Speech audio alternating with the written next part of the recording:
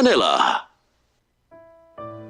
Pagbasa sa 10 kabanata ng Aklat ni Juan, ang talinhaga tungkol sa pastol, talata 1 hanggang 42. Pakatandaan ninyo, ang pumapasok sa kulungan ng mga tupa nang hindi sa pinto nagdaraan kundi umaakyat sa di dapat pagdaanan ay magnanakaw at tulisan. Ang tunay na pastol ay sa pintuan nagdaraan. Pinapapasok siya ng gwardya at pinapakinggan ng mga tupa ang kanyang tinig.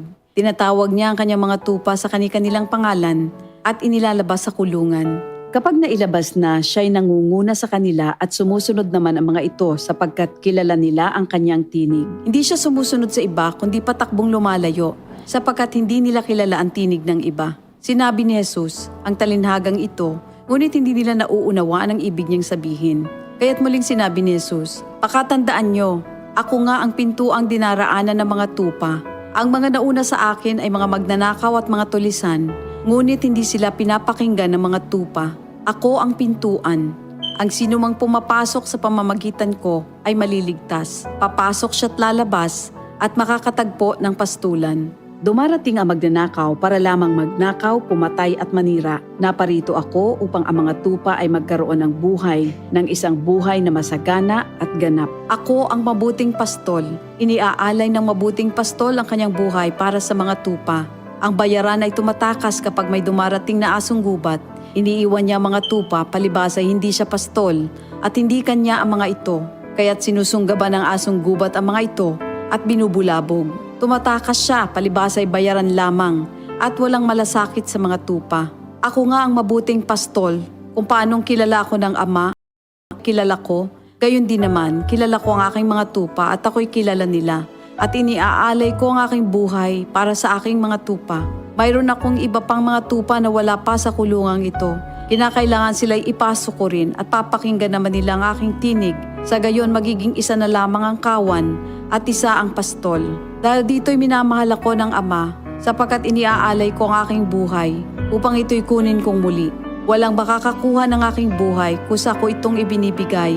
Mayroon akong kapangyarihang ibigay ito at kuning muli. Ito ang utos na tinanggap ko sa aking Ama. Dahil sa mga pananalitang ito, hindi na naman nagkaisa ng palagay ang mga Hudyo. Marami sa kanila nagsabi, talagang sinasapian na ito ng demonyo at nababaliw.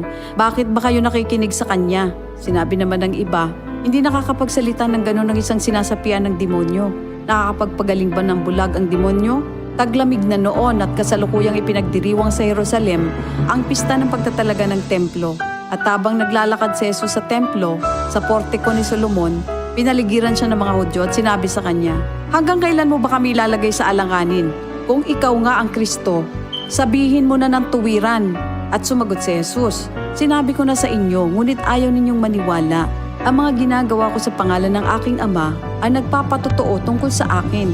Ngunit ayaw ninyong maniwala sapagkat hindi kayo kabilang sa aking mga tupa. Nakikinig sa akin ang aking mga tupa. Nakikilala ko sila. Sumusunod sila sa akin. Binibigyan ko sila ng buhay na walang hanggan. Kailan may hindi sila mapapahamak at hindi sila maaagaw sa akin ninuman. Ang aking Ama na siyang nagbigay sa kanila, sa akin, ay lalong dakila sa lahat at hindi sila maaagaw ninuman sa aking Ama. Ako at ang Ama ay iisa. Ang mga pinuno ng mga Hudyo'y muling dumampot ng bato upang batuhin siya. Kaya't sinabi sa kanila ni Jesus, marami akong mabubuting gawang ipinakita sa inyo mula sa Ama. Alin ba sa mga ito ang dahilan at ako'y inyong gustong batuhin? Sumagot ang mga pinuno ng mga Hudyo, hindi dahil sa mabubuting gawa kaya ka namin babatuhin, kundi dahil sa paglapastangan mo sa Diyos, sapagkat nagpapanggap kang Diyos, bagamat tao ka lamang. Tumugon si Jesus, di ba nasusulat sa inyong kautusan? Sinabi ko, mga Diyos kayo. Mga Diyos ang tawag ng kautusan sa mga pinagkatiwalaan ng salita ng Diyos, at hindi maaaring ipawalang bisa ang sinasabi ng kasulatan. Ako'y pinili at isinugo ng Ama. Paano ninyo ngayon masasabing nilalapastangan ko ang Diyos? Dahil sa sinasabi kong ako ang anak ng Diyos? Kung hindi ko ginagawa ang mga pinapagawa ng aking Ama, huwag niyo akong paniwalaan. Ngunit kung ang ginagawa ko ay ang mga ito, paniwalaan ninyo ang aking mga gawa kung ayaw ninyong maniwala sa akin. Sa gayon matitiyak ninyong nasa akin ang Ama at ako'y nasa Kanya. Kaya tinangka naman nilang dakpin si Jesus, ngunit siya'y nakaalis. Muling pumunta si Jesus sa ibayo ng Jordan sa pook na dating pinagbautismohan ni Juan. Habang naroroon siya'y maraming lumalapit sa kanya. Sinasabi nila, si Juan ay walang ginawang himala, Ngunit totoo ang lahat ng sinabi niya tungkol sa taong ito at doon maraming sumampalataya kay Jesus. Ito ang salita ng Diyos. DCXL 55